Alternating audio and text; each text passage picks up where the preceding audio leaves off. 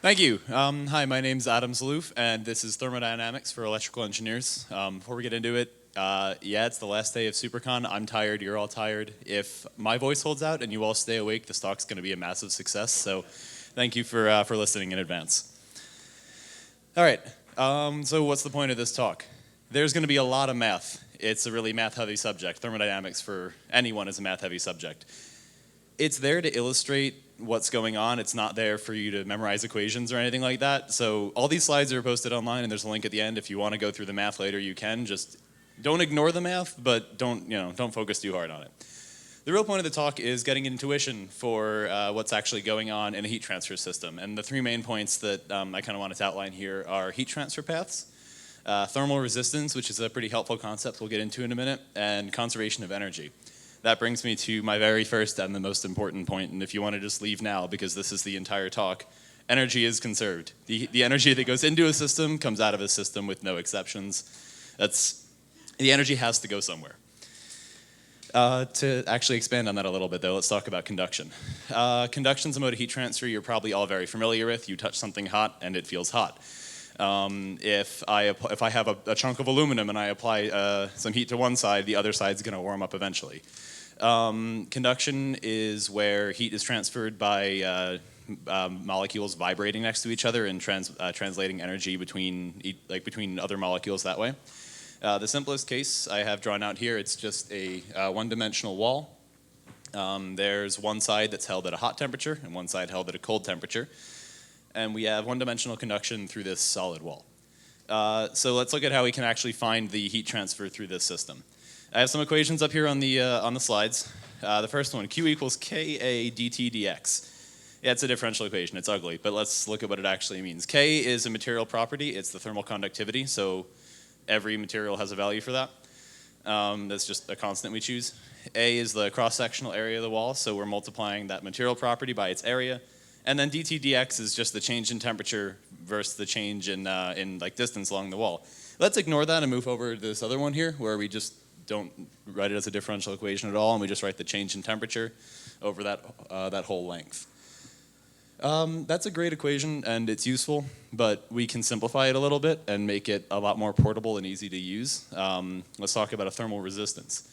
What if we take this term here, L over Ka, the length of the wall, times the thermal conductivity in the area, or divided by the thermal conductivity in the area, and we pull that out as a resistance. We can now write that Q just is the change in temperature over the resistance of the wall, and we could even draw it as a resistor.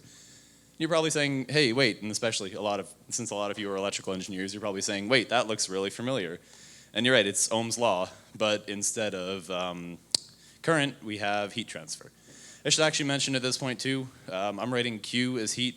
I say heat transfer, I'm really talking about a heat transfer rate that's measured in watts. You could write that as Q dot. I chose not to, just keep that in mind for this. So the rate of heat transfer is equal to the change in temperature divided by the resistance, just like the rate of energy, the current moving through a circuit, is equal to the voltage drop divided by the resistance. It's the exact same thing. And that lets us do some really neat things with what we're going to call a thermal circuit, because we can take a complicated system like this and represent it as a parallel series combination of resistors. It works out the exact same way as it would in the electrical world. We can find like in this case we have wall A, and wall A conducts heat into wall B and wall C, and those conduct heat into wall D, and we're assuming there's no conduction between B and C. And it's a pretty powerful analogy here because then we can just draw this thermal circuit, and the resistance of this entire block over here is found the exact same way you'd find it for a thermal system. It's the resistance of A plus the parallel combination of B and C plus the resistance of D. And then, yeah, we can just write the same equation at the end, Q equals change in temperature over that total resistance. Moving forward to that, another kind of aside here, but worth mentioning is contact resistance.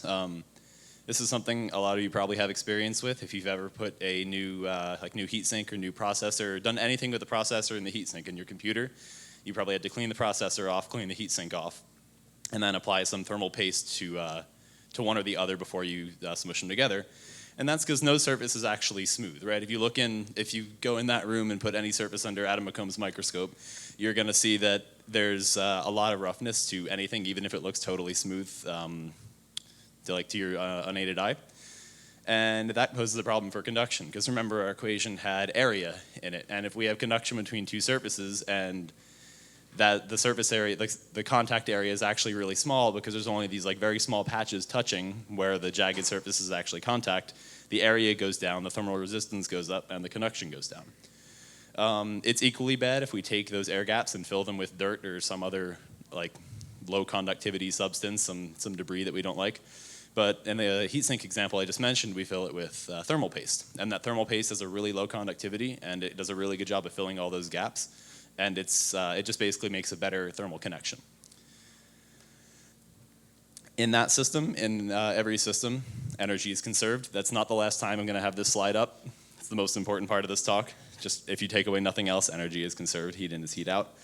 But let's talk about convection. There are two modes of heat transfer I'm going to talk about in this talk, and this is the second one, so we can move on in just a minute. But convection is really similar to conduction, except it's through the air and other fluid, and that's a terrible description, but it's at the high level, it's what you need to know. Basically, where I said conduction takes place through vibrating molecules in a solid, convection takes place through molecules bouncing around into each other, or like the molecules in a solid vibrating, and then that vibration excites molecules in the air that's touching it, and those start to bounce around. It's just where molecules move instead of vibrate in place. Instead of a material property or a material constant here, that thermal conductivity K, we have H, the heat transfer coefficient.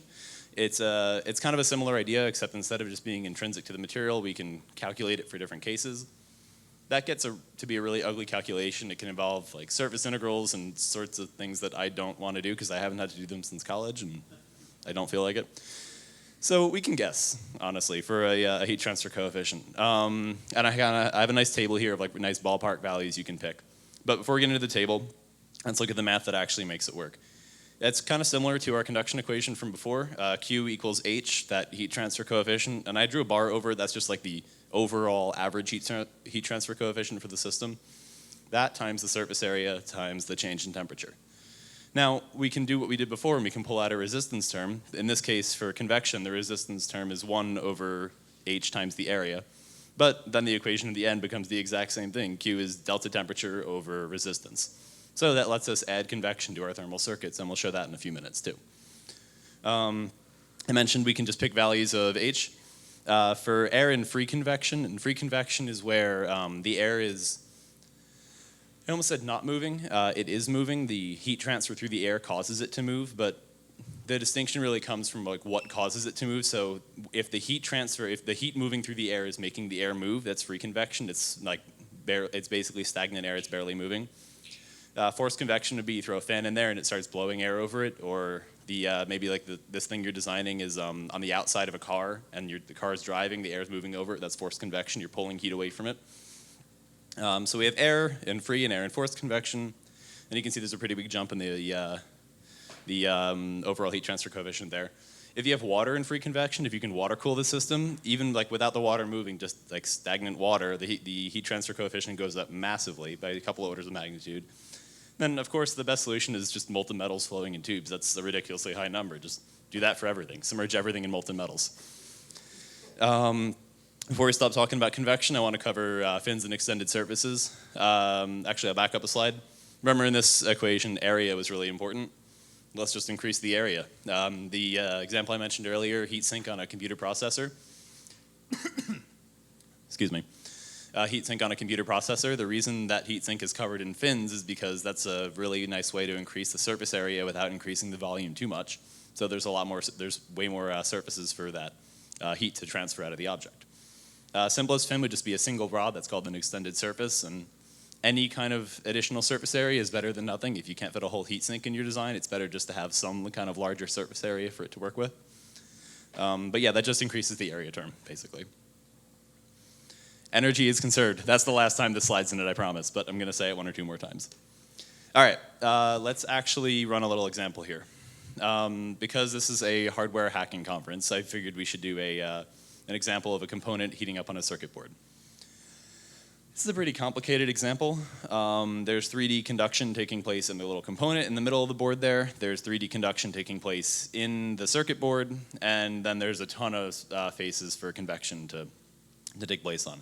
The equation I have up in the middle there is the partial differential equation that covers 3D conduction only. It's awful. There's a lot going on. Let's not do that. It's really complicated. So let's do some engineering. Let's keep making assumptions until we can solve this problem without too much work.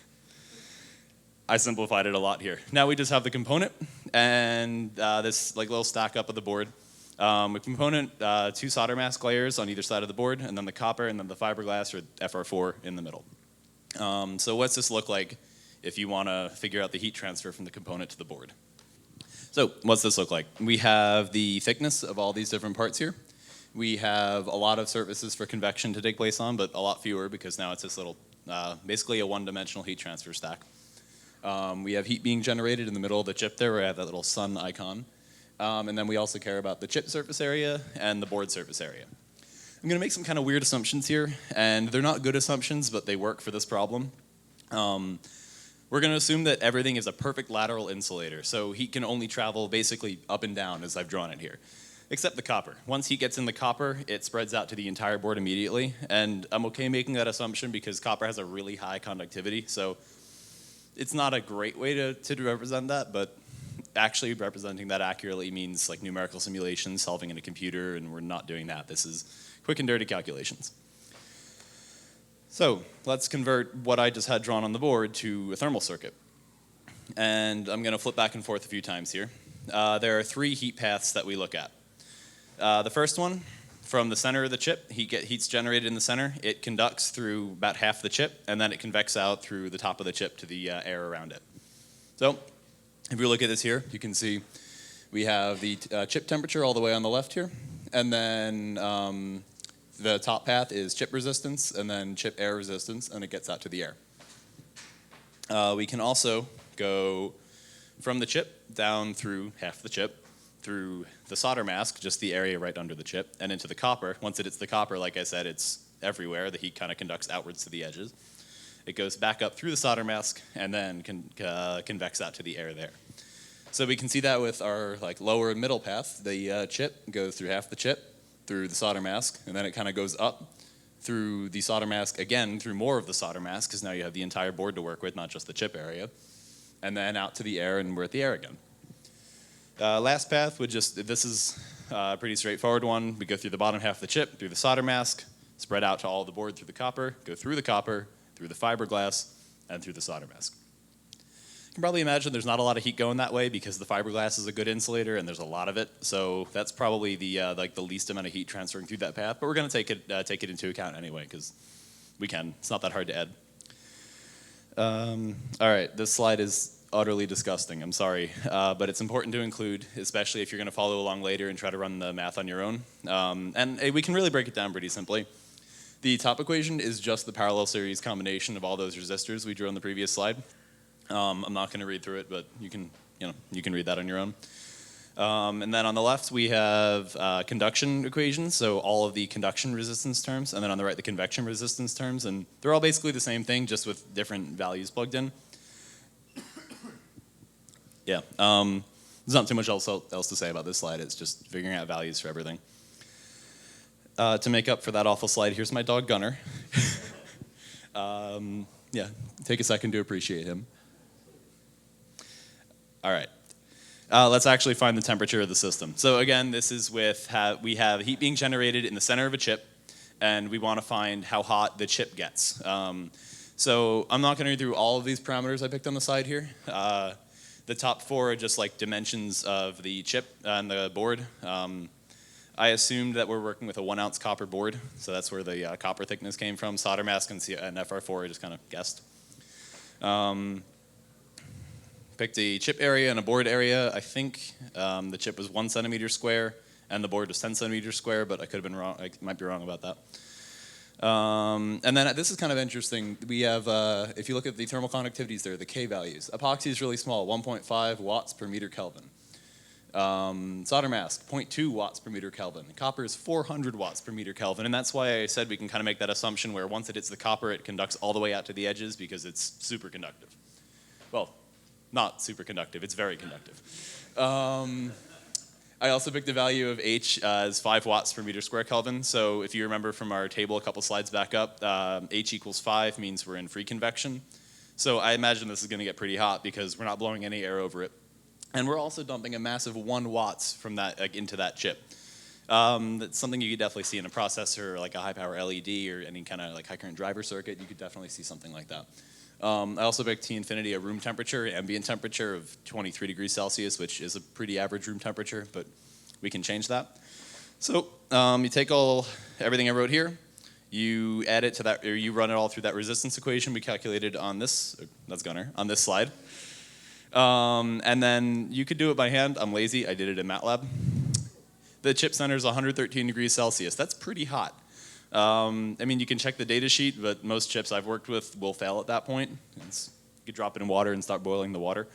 So let's fix it. Let's increase H from 5 watts per meter squared Kelvin to 50 watts per meter squared Kelvin. And that basically just brings us from free convection, where the air's not really moving, it's just kind of moving from the heat moving through it, to forced convection, where like maybe we stuck a muffin fan in here and now we're blowing air over it, or maybe we're sitting there blowing on it to try to cool it down because otherwise it's going to melt and we're only testing it for a minute. And actually, I just mentioned time. I probably should have said earlier. This is all steady state. So this is like we plug it in, and after 5 minutes, 10 minutes, an hour, however long it takes to reach its full temperature, that's the temperature. Transient is, you can solve for transient systems too, where you say like, oh, what is it after 1 minute or 30 seconds? And actually, we made the analogy with Ohm's law earlier, whereas everything is kind of a resistor in steady state heat transfer. Everything in transient heat transfer is pretty much a capacitor. It even has the thermal time constant. It's not exactly a capacitor. It's pretty close though. That's beyond the scope of this talk, but it's something you can definitely do. Anyway, so we're increasing.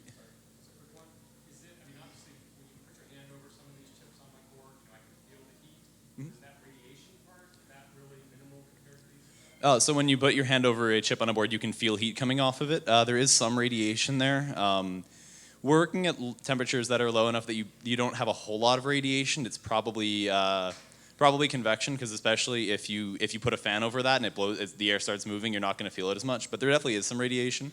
I chose to neglect it here just because it's pretty minimal, but that's a good question. Anyway, so we moved from free convection to forced convection. We got a fan. We're blowing air over it now, and it should be a lot better. It's 43 degrees Celsius now. That's a lot better. That's within workable range. I'm okay with that. So let's take a look at this nice plot I made, because I used MATLAB. I figured might as well give you guys some pretty pictures to look at.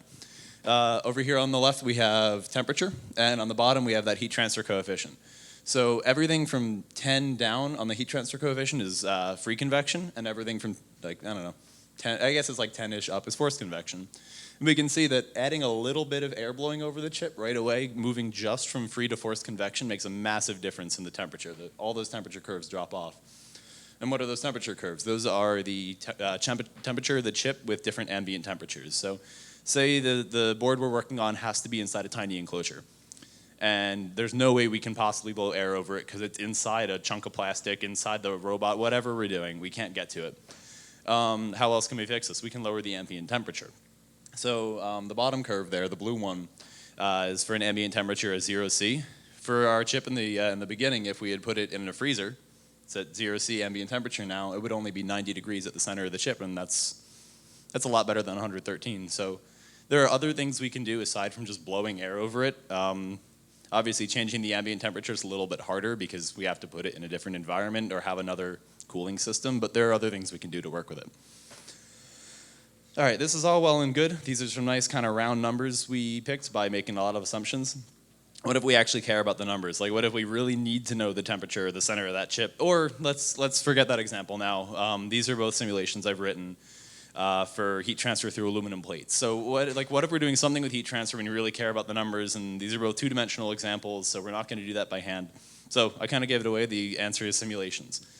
The one on the left here, I wrote in MATLAB, and red is hot, blue is cold. You can kind of see the left and the bottom sides were held at a constant hot temperature, and the other two sides were held at a constant cold temperature. And that's this is a transient simulation actually. This is after maybe a minute, what the temperature profile of that board would look like. The one on the right, I did just to prove a point to a friend. It's a very similar simulation. It's 3 sides being held at a constant temperature instead of the one. It's written in the drag and drop programming language Scratch. One of you, maybe two of you, may have been asking, hey, that's cool, how did you do that? If you're actually asking that, thinking that in your head, there's something very wrong with you, but here's how I did it. It's god-awful, I don't recommend it. If you're gonna write your own numerical simulations, and if you want to, please come talk to me, it's a lot of fun. If you're gonna write your own numerical simulations, do it in MATLAB, do it in C++, hell, do it in Fortran. I've done it in Fortran, it's kind of fun. Don't do it in Scratch, this is awful, this is very, very, very bad. But it works. It works very well. The other thing you're probably thinking is, that's cool, but I'm never going to write my own simulations. And you shouldn't. It's fun. If you want to learn, it's something you should definitely do. I spent a good amount of my time in college working on my bachelor's and master's doing heat transfer simulations and fluid simulations. But it's a lot of work. It involves a lot of differential equations and things that I'm sure you're all capable of, but have better things to do. I know I certainly have better things to do. So if you're going to simulate heat transfer in a chip, for example, I would recommend just a pre-built package. I've got two really good recommendations for you. One is one you've almost definitely heard of, Autodesk Fusion 360. It's a full CAD CAM suite, which even for designing things that aren't like a simple heat transfer system, you can design a full mechanical assembly and then run it through structural or heat transfer or fluid simulations. It's a really, really good package for that. It doesn't have the best simulation capabilities, but it's plenty good for what any of us would likely want to do with heat transfer sims. It has a renewable 1-year license. It's free for non-commercial use. And it's a very easy to use GUI, tons of tutorials and online documentation. It's based in the cloud, kind of, if you care about that. I don't know why it's based in the cloud. It's kind of weird for a CAD package, but it works really well. The other example I have is OpenFoam. It's powerful, it's free, it's open source. It's a lot harder to use. It's based in around a C++ framework, but you can do a lot with it. And it's a full CFD suite. CFD is computational fluid dynamics, and that covers everything from heat transfer through a solid body to actual fluids moving and interacting and mixing. There's a lot you can do with OpenFoam. I've had a lot of fun working with it.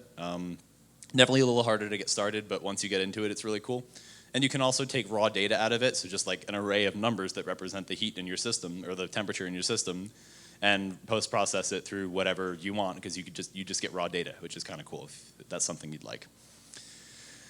All right, how do you apply all of this to your projects? Because this has been a lot of talking about heat transfer, and I don't know, it's not exactly the most intuitive thing in the world, as we've kind of discovered here.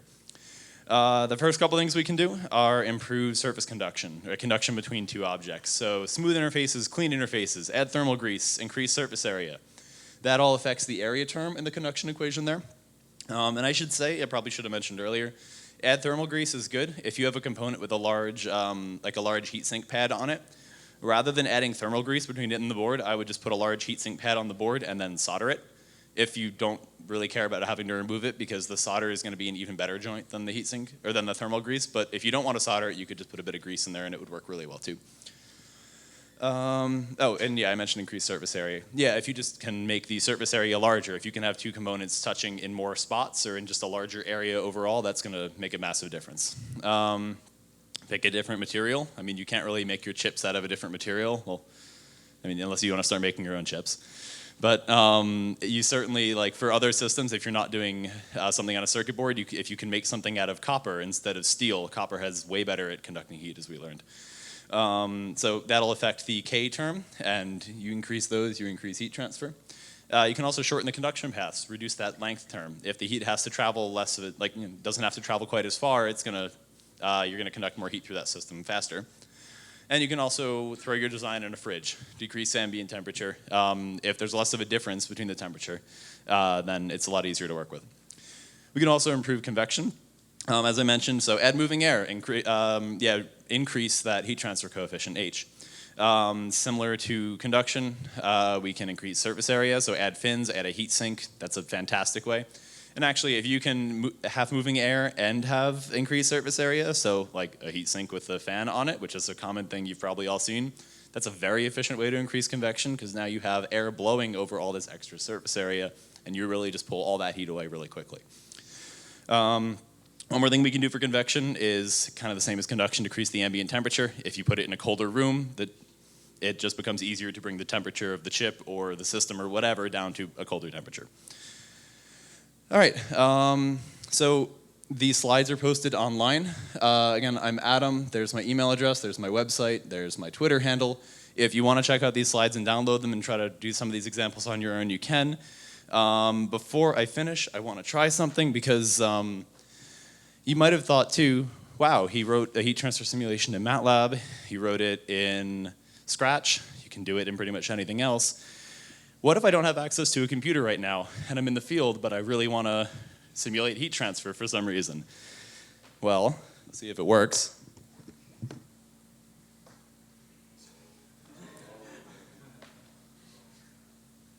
Hey, there we go.